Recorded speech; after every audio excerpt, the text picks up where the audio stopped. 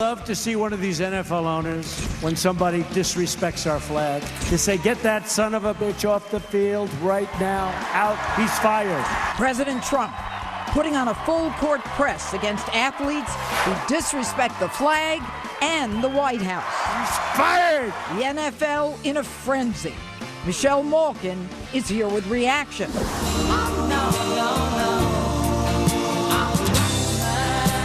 Rocket Man should have been handled a long time ago. Trump putting America first and the North Korean dictator on notice. We're going to do it because we really have no choice. Little Rocket Man. Governor Mike Huckabee is here to weigh in.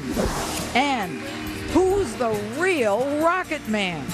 I hit the streets to get reaction to Trump's new nickname for the North Korean madman. What should we do with Rocket Man? I think we should just blow his ass up with his rockets. A jam-packed justice starts now.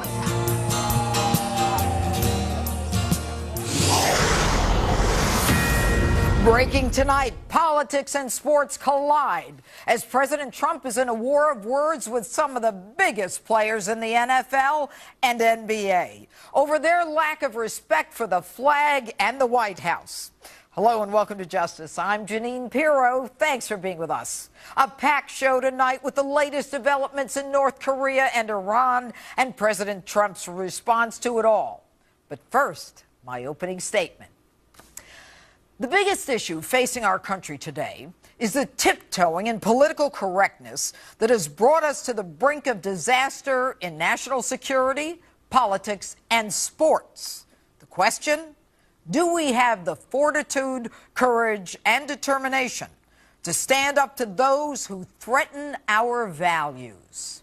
Last night in Alabama, President Donald Trump did just that and took no prisoners on the sports issue and the NFL players who disrespect our flag.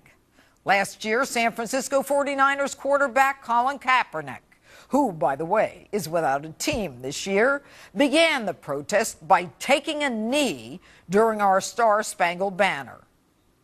Wouldn't you love to see one of these NFL owners, when somebody disrespects our flag, to say, get that son of a bitch off the field right now, out, he's fired. He's fired! Total disrespect of our heritage. That's a total disrespect of everything that we stand for, okay? Everything that we stand for.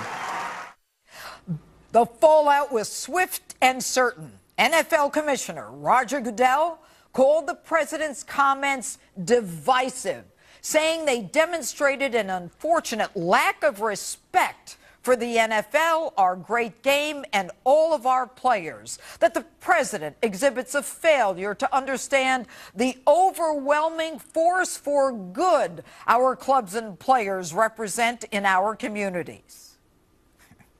Roger, force for good? Are you sure you want to get into this fight? Now, Roger, if my memory serves me correctly, your stance on some of the NFL players and the women they batter is somewhat problematic. Think Ray Rice, Josh Brown, and a neuropathologist examining the brains of 111 NFL players found 110 to have CTE, chronic traumatic encephalopathy, the degenerative disease linked to repeated blows to the head. Instead of mouthing off how you are a force for good, Roger, maybe you ought to get ready to reveal damaging information when the lawsuits start. Think Aaron Hernandez. And according to USA Today, NFL player arrests are not only disproportionate to the general population, but the violence associated with these arrests is shocking. And I'm not even talking about the homicides. And Commissioner, instead of taking sides against the national anthem, maybe you ought to think about your stockholders, your investors. Even though the stock market, thanks to our President Trump, is at an all-time high, there is one area that is suffering greatly. Companies that broadcast Yes, the NFL games. They are all down. Do you think that just maybe there's a correlation between the NFL broadcasting stock slump, the NFL TV ratings fall, as the protests by these bozos rise? Attendance is down at NFL games. Sunday night football viewership is down at least 7%. And I'm sure you know that as ESPN has become more political, it's had to lay off employees because of its low ratings.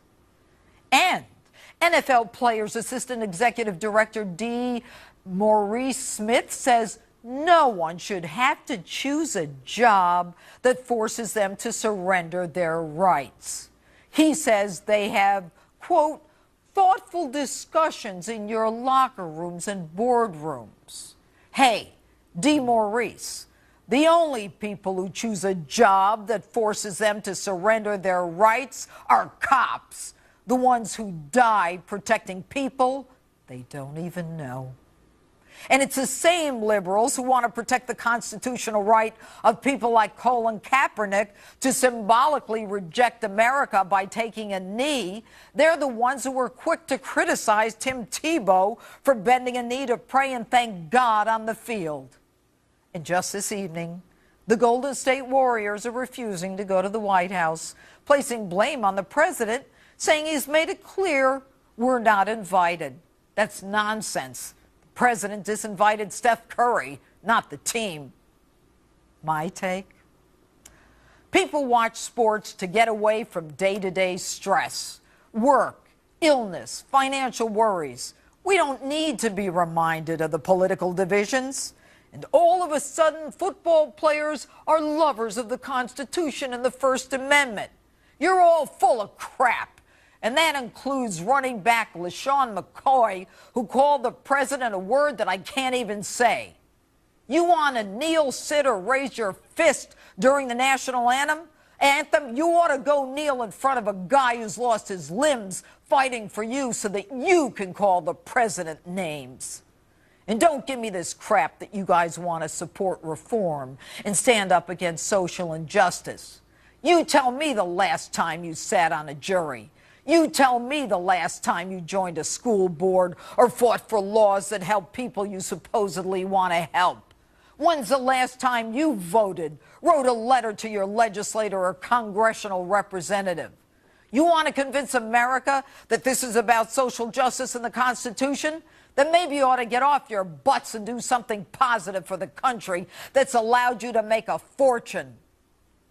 America's been incredibly good to every one of you. From the time you displayed talent in sports as a youth, America's allowed you to shine and become financially prosperous. There are so many of you who make tens of millions of dollars. Why don't you get together and take care of the so-called social injustices instead of disrespecting our country, our nation?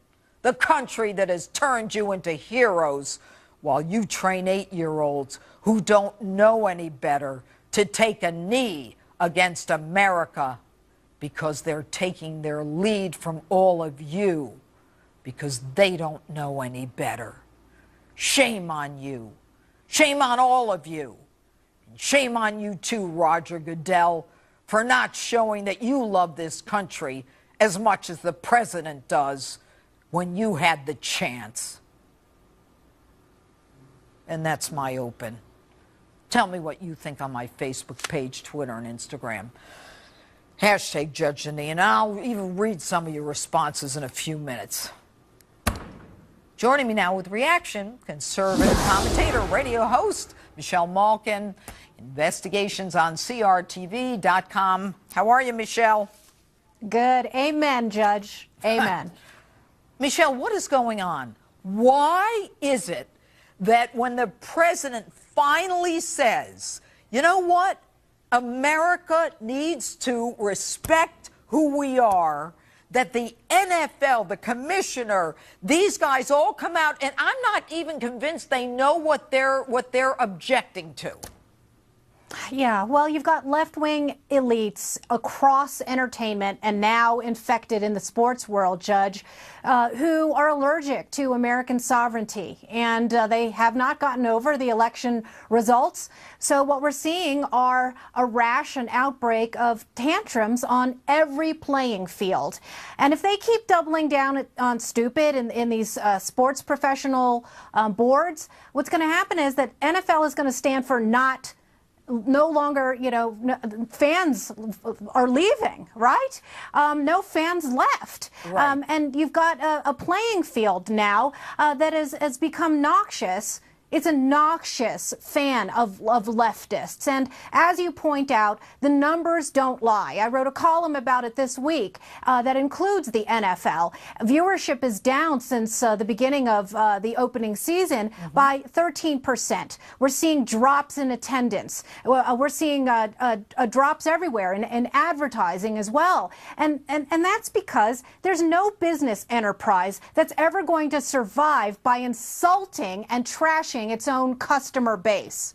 Well, and what's amazing is that I'm not convinced that these guys all agree or even know what they're protesting. It's like the Women's March in Washington right after the inauguration. We're not going to take it. We're not going to take this. Take what? What rights are being taken away from you? I still haven't figured that one out. Have you? No, and of course the phenomenon is virtue signaling. You have a few militants like Colin Kaepernick who have been very well marinated and steeped in cultural Marxism from the time they were in high school or college, and then you have thoughtless joiners, lemmings, who go along with their black power salutes, not understanding what they're embracing. Colin Kaepernick fully does. This is somebody who put cops depicted as pigs on socks that he wore on the field, who went around sporting Che Guevara T-shirts. He knows what he's doing. Okay. But as you say, what we need is an internal revolt among. There are many patriotic members of the NFL, but they unfortunately at this point seem to constitute a silent majority. You know what I found interesting? There was a group of 8-year-olds, a team, where one of the kids asked about what happened in St. Louis, and long story short, the coach said it was okay for them if they wanted to take a knee during the national anthem. Now, these kids, they just turned at the age of 7 to the age of reason. These kids don't have the slightest idea why they're taking a knee. They don't know the first thing about what happened in St. Louis, the trial, the criminal justice system. I mean, should there be some requirement, at least in grammar school, that we do something about this? Well, if there were civic education and a solid grounding in the Constitution, we wouldn't see this happening. And instead, of course, we now have elected and former elected officials who are calling for tomorrow there to be some sort of national take a knee day. A lot of these people need to take a knee on a pew and pray and reflect and adopt an attitude of gratitude, as you mentioned in your opening statement, Judge, an attitude of gratitude for the blessings of this country. For people who make an average of $2 million a year, that is the average salary in the NFL, to be carping and moaning and adopting a grievance-mongering stand the way they do without the proper perspective of history and our place in the world, it is